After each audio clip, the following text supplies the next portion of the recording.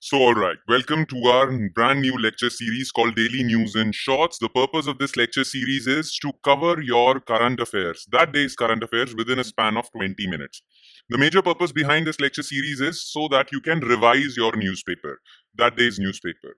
Number one. Number two, if you have not read that day's newspaper, well, then you'll be covering your current affairs through this lecture series. All right. So we'll be covering today's newspaper or important news items in today's newspaper within a span of 20 minutes. All right. Now let's take a look at the important news items that featured in today's newspaper. Topics of the day.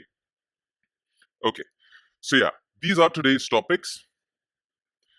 Ayushman Arogya Mandirs. There is a bit of controversy with respect to Ayushman Arogya Mandirs, the naming of Ayushman Arogya Mandirs, especially in northeastern India. So what is this controversy all about? What is Ayushman Bharat Yojana? We'll talk about that. Then you must have heard about new criminal codes that are going to replace IPC, CRPC, and Evidence Act, Indian Evidence Act, right? You guys must have heard about Bharatiya Nyaya Sanhita, Bharatiya Sakshay, Bharatiya Nagrik Suraksha Sanhita, right? These laws will replace Indian Penal Code, Criminal Procedure Code, and Indian Evidence Act. And these laws are going to replace the previous laws with respect to crime and criminal matters on 1st of July 2024. So these three new laws which were enacted last year are going to replace the age-old criminal laws in India. That is why we call them new criminal codes. We'll talk a bit about that. Now, recently, an international medical journal called Lancet published a data. And in that data, they said that WHO guidelines with respect to sufficient physical activity, as to how many human beings are performing sufficient physical activities on a daily basis so that they are healthy. Well, as per Lancet Journal, Indians on average do not follow the WHO guidelines on sufficient physical activity. That means Indians are following a sedentary lifestyle, not that much physical activity, they don't exercise much, and because of that many Indians are getting unhealthy. So we'll talk a bit about that. Recently, Government of India has imposed stocking limits on wheat traders, those who trade in wheat. Well, stocking limits as to how much, as to the amount of wheat they can stock or store. Government has put limits on that so that there is no shortage of supply in the market for wheat. Right? Government puts stocking limits because government doesn't want that there is shortage of supply. People do not hoard wheat and there is restriction of supply. So government has put stocking limits on wheat. We'll talk about this. And the post of deputy speaker has become a bit controversial. What is this controversy all about? We'll talk about that too. All right. So without further ado, let's talk about news item number one, which is Ayushman Arogya Mandir. Now you guys must be familiar with Ayushman Bharat Yojana. Right? Now, Ayushman Bharat Yojana is the biggest health-related scheme in the entire world. The scheme has two components. One is PM Jan Aarogya Yojana. This is the health insurance scheme for all Indians, right? Or for beneficiaries in India. Health insurance. Hospital expenses are getting covered through this insurance. And the other component of Ayushman Bharat scheme was health and wellness centers. So health and wellness centers, around 1.6 lakh health and wellness centers, primary healthcare centers shall be established across India, in the villages of India, so that even the remote person living in the remotest corner of our country gets access to primary healthcare. Right? So health and wellness centers were established. These are, as you can see, this is one such health and wellness center in a village in India, Aayushman Arogya Mandir. All right. Now, these were called health and wellness centers. But recently, Government of India decided to change the name of health and wellness centers to Arogya Mandirs. Right? To Ayushman Arogya Mandir. As you can see, it's written in here in Hindi. Ayushman Arogya Mandir. Now, the Government of India decided to rename all the health and wellness centers to Ayushman Arogya Mandir. There are around 1.6 lakh health and wellness centers or primary healthcare centers. Now, there's no problem with that. But northeastern states, especially Nagaland and Mizoram, have a lot of Christian population and they have some issue with the word Mandir over here. So they are pushing back. They are saying that you can't use the word Mandir. We are a secular country, and that is why. Now, this is a bit of controversy that is going around. All right, government changed the name to Ayushman Arogya Mandir. Northeastern states have problem with this word Mandir. Though, when the government changed the name of health and wellness centers to Ayushman Arogya Mandir, they also gave a tagline along with that.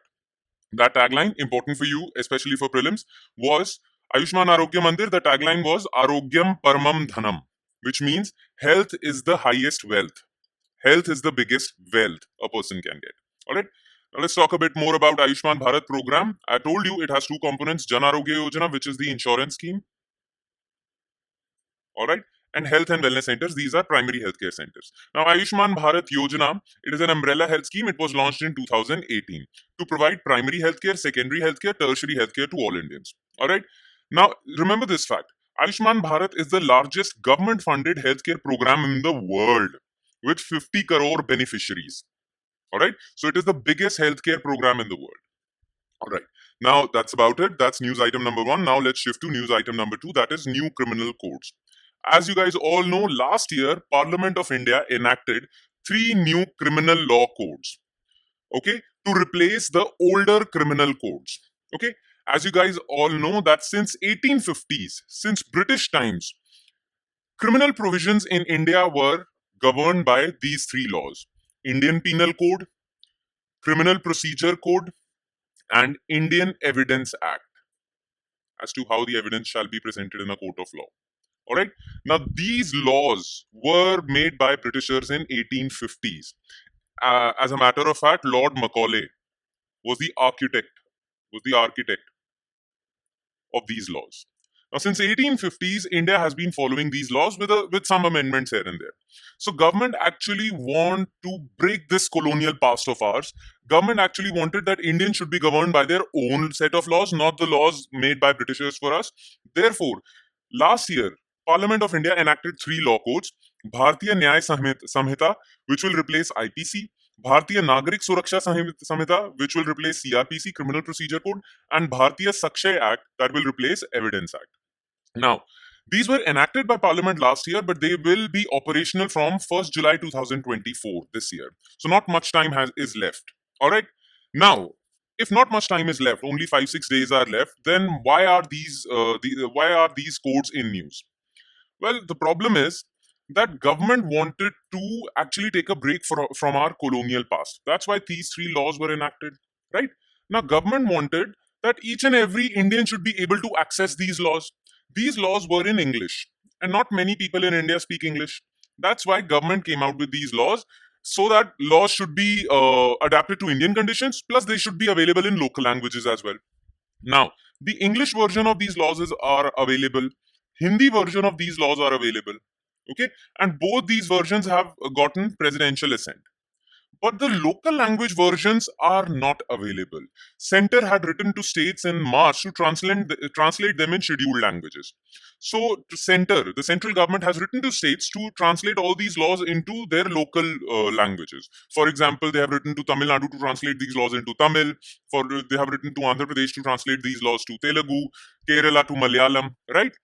So, center had written to all states to translate these laws into scheduled languages. As you guys all know, Schedule 8 of our constitution contains 22 languages. These are the languages, major languages spoken in India. So center has written to all states. So that, and why does center want that?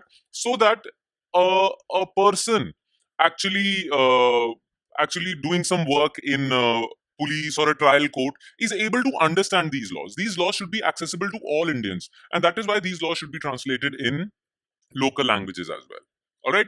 Now, as of now, there are 22 languages, scheduled languages, right?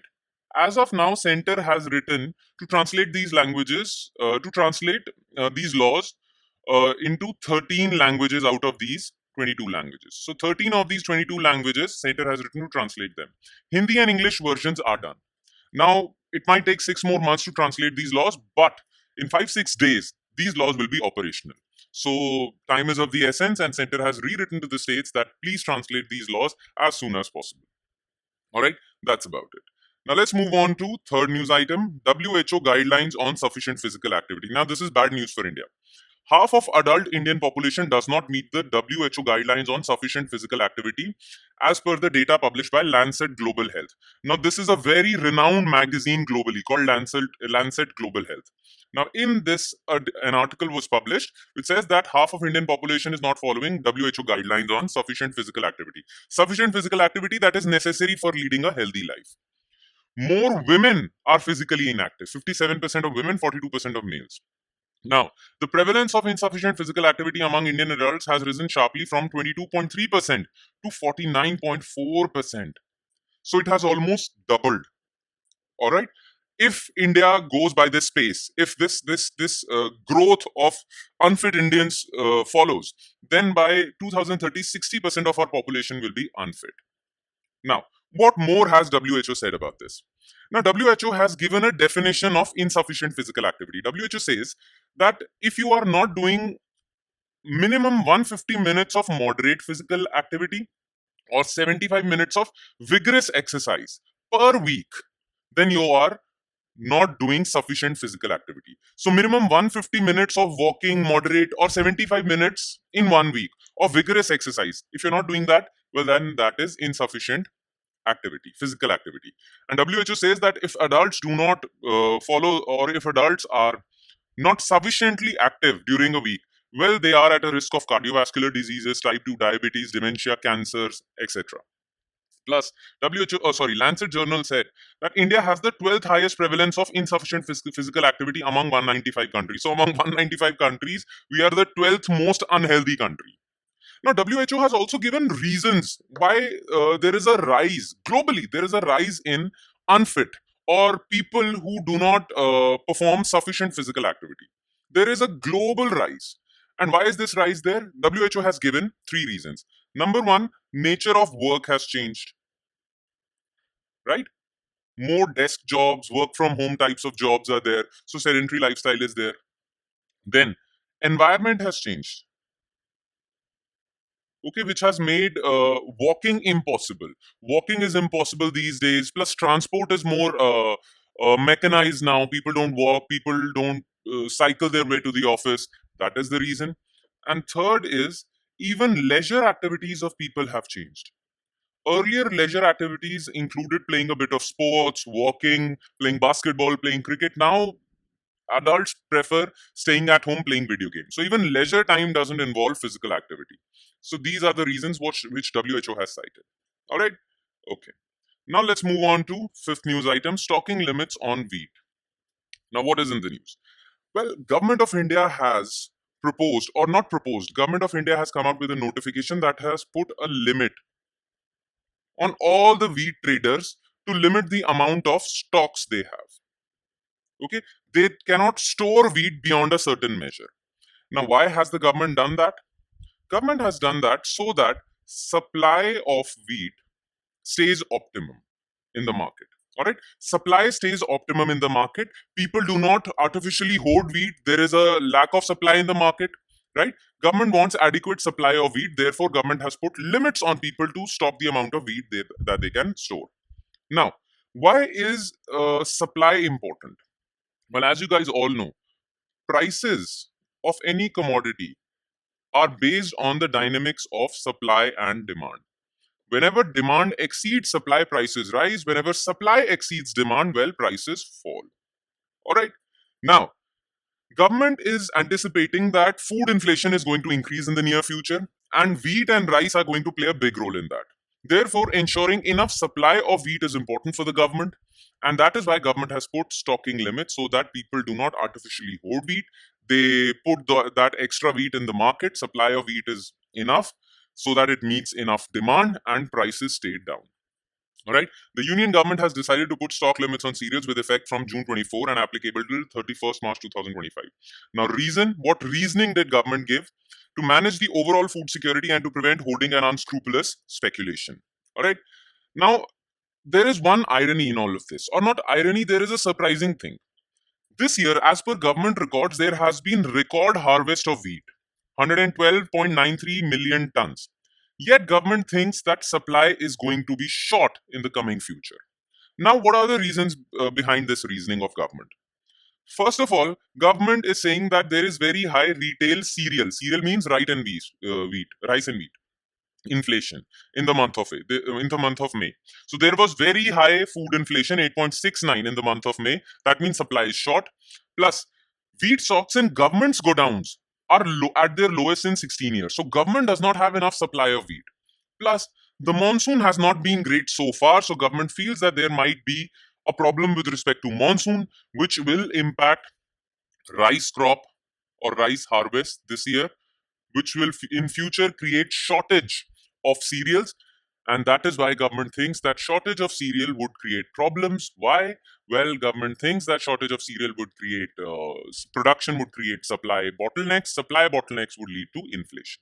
Right. So that is why, despite record harvest this year of wheat, because of these three reasons, government thinks that supply will be short, and that is why it has put stocking limits. Though experts and various economists say that putting stocking limits is not a very good idea, because it actually puts brakes on investment in the agriculture sector. Many people have borrowed money to build cold storages. Now you're saying that they can't store enough wheat. That will be a problem. They wouldn't borrow again for putting money into the infrastructure. So it actually, these policy measures actually destroy investor sentiment as far as agriculture is concerned. So government should have actually reduced import duty, so that imports of wheat becomes easier and supply shortages are met with, rather than putting stocking limits. Stocking limits is not a good idea. Reducing import duties is. All right. Nonetheless, this is what this is something that the experts say, but government has followed this. All right.